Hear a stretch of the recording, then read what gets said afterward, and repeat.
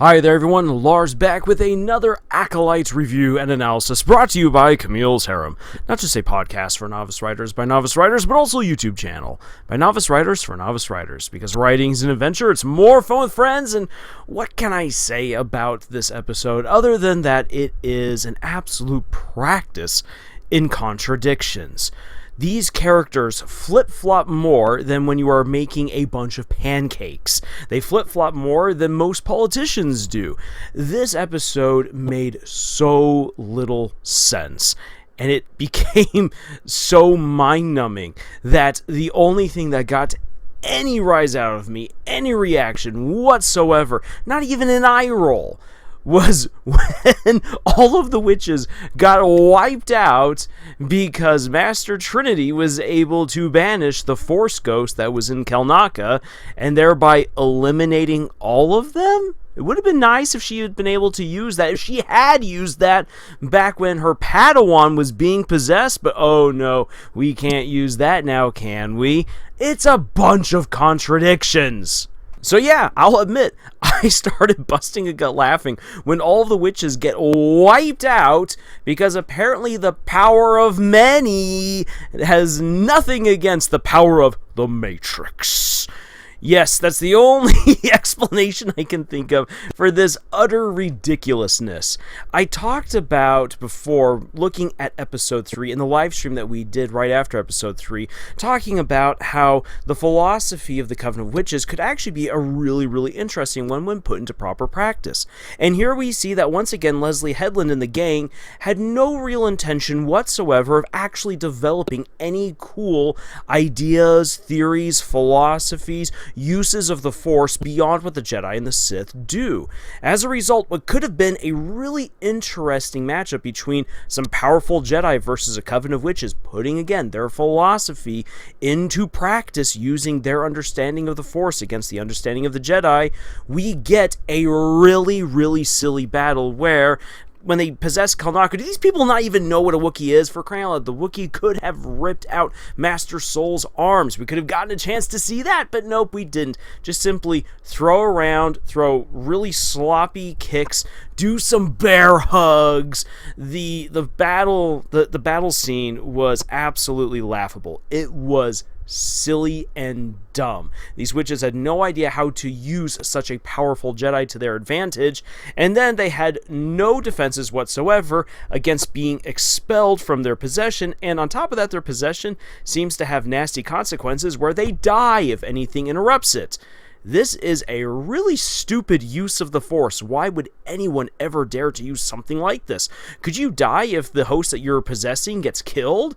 Just seems rather dumb. And there will never be an explanation for this, so why even bother asking? And all in all, when looking at this episode, which is meant to be the proper flashback of what really happened, I'm left feeling a little bit let down. Okay, so the Jedi are to blame, that is what everyone's talking about, but in all honesty, there was no grand catharsis, no grand reveal. Everything that we'd understood back in episode 3 is exactly what transpired. And even when put now into proper context, May is still evil, the witches are still dumb, and the Jedi make no sense. And everything that happened just apparently was one massive mistake, all thanks to May's devious actions getting way too out of hand. Like what many people suspected was the case back in episode 3, which still doesn't make any sense considering, well, regular physics, but even in terms of magic, this was just silly and lazy. It was absolutely contrived in order to make the Jedi look really bad. The contradictory writing alone in this episode is enough to make the Jedi look bad without having to twist the plot's arm to make this work. And that's been a huge problem of the Acolyte in general, that things just happen because the plot demands it to be so. There's very little that that any of these characters do that show actual autonomy.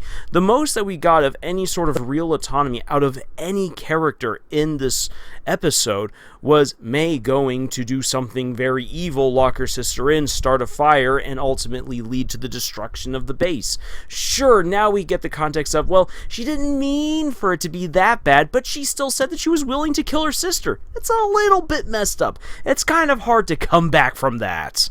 And I'm saying that as a guy who, as a fan and as an author, loves redemption stories. I would actually love to see a proper redemption story for May, but I know that we're not going to get it. We're not going to get it because there was no good proper setup whatsoever within the series to explain any sort of turnaround for May. We don't really understand what her motivations are, what her desires are, other than that she wants to be again with Osha, but then that is also murkied with the fact that she still is trying to kill her sister. This makes absolutely no sense. How can this character then possibly be redeemed?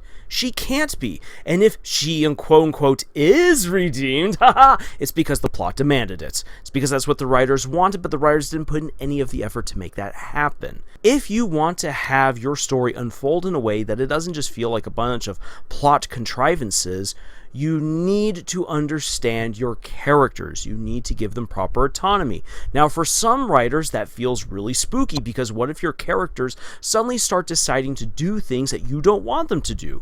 Once you truly understand your characters and flesh them out, you'll realize for yourself that some of the things that you plan to do as the author might not exactly work with your character, because it goes against their personality, it goes against their regular course of actions. It doesn't fit in with their relationships with other characters. Thus, it would feel very contrived. But I need this plot point to happen. How am I going to do that?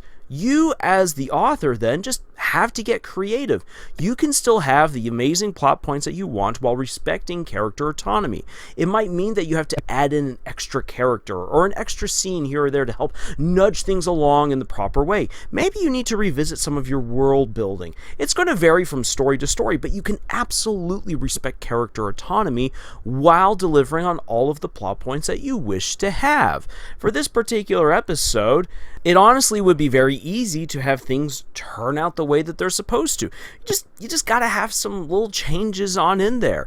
For instance, mention that the mining base, the old mining platform that the Coven of Witches have decided to take up as their new home, is highly unstable. That could be one of the things that the Jedi actually use as a means of getting on, and they're like, we are very interested in the well-being of your daughters. Not only do we realize that they are strong with the Force, and that we are going to test them to see if they should become Jedi, but also think about their well-being. It would also probably be good for you guys to maybe get out of this highly unstable base.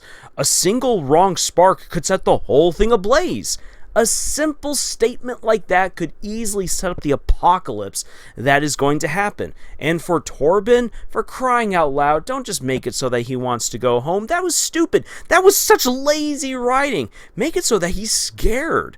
Maybe it is that the witches are like, you don't want to face us, do you? And he's like, yes, I don't want to face you whatsoever. And they're like, all you need to do is just convince the Jedi that they have to leave. That would fit in perfectly with everything that we've seen of Torben, and he would be trying to push everyone away to get off of the planet, which then could enhance the fear that Master Soul has, where he's like, look, these children are being raised by a coven. That seems really twisted and weird. This base could explode at any moment. I care for the well-being of everyone there, and I'm going to do whatever it takes to get those children off of this planet and away from all the dangers that they're surrounded by.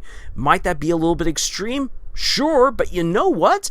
That would definitely work as a good motivation to get Master Soul off of his keister in a way that doesn't immediately make him seem like the bad guy, but then in the course of events, twists the ideals and the well wishes of the Jedi into something that becomes villainous because of how it leads to the destruction of Osha and Mai's family and everything that they've known and loved. That would make absolute sense, and you then don't need to have this constant back and forth with Torben doing something that doesn't really make any sense, Master Soul doing stuff that completely contradicts what he had just said earlier about how Jedi don't kidnap children, and everything else is just, it's such a mess. And what I'm doing right here is just doing a very, very simple edit, a second draft, if you will. Again, this whole show just reads like a really, really bad first draft.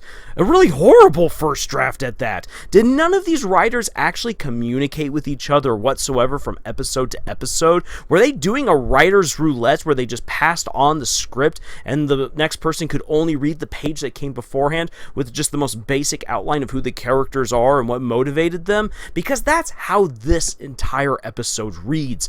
It's a mess. So the sad thing is that I believe that once we get to episode 8, we're not going to have any good conclusion to anything that we've gotten right now, because there's no way that you can cram in all of the loose threads that you need in order to wrap this up. And yeah, sure, there's been speculation of, a season 2, but no one's really going to care about a season 2 because no one really cares about this season.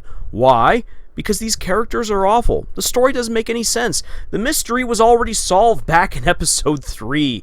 And really now the only thing that anyone's interested in is Smilo Ren and if he's going to get together with Osha. But if you're not a shipper, you don't care, and that's the only thing holding anyone around to see what's going to happen next with this show, other than to watch it burn. Because most people who are watching this show to watch it utterly fall apart. And the only other people who are sticking around for Smilo Ren and for Osha. And anyone who says that they're sticking around to see Mai get redeemed, you know what? If that's the case, I've got some excellent stories that I can point you towards to show you what a real redemption arc should look like. So, with that being all said, what kind of writing advice can I pull out of this just absolutely abysmal episode where almost everything is done wrong? Coming back to it, give your characters actual autonomy, get creative, don't just make things happen because the plot demands that it does. And please, for the love of all the books out there, edit your work. Have someone else read through it, please. Find someone who's not a yes man. And I know it hurts. It's going to hurt your pride, but find someone who is going to challenge you on the things you write, who's going to push back a little. You will improve tremendously because of it. Have a little humility, for crying out loud. And yeah.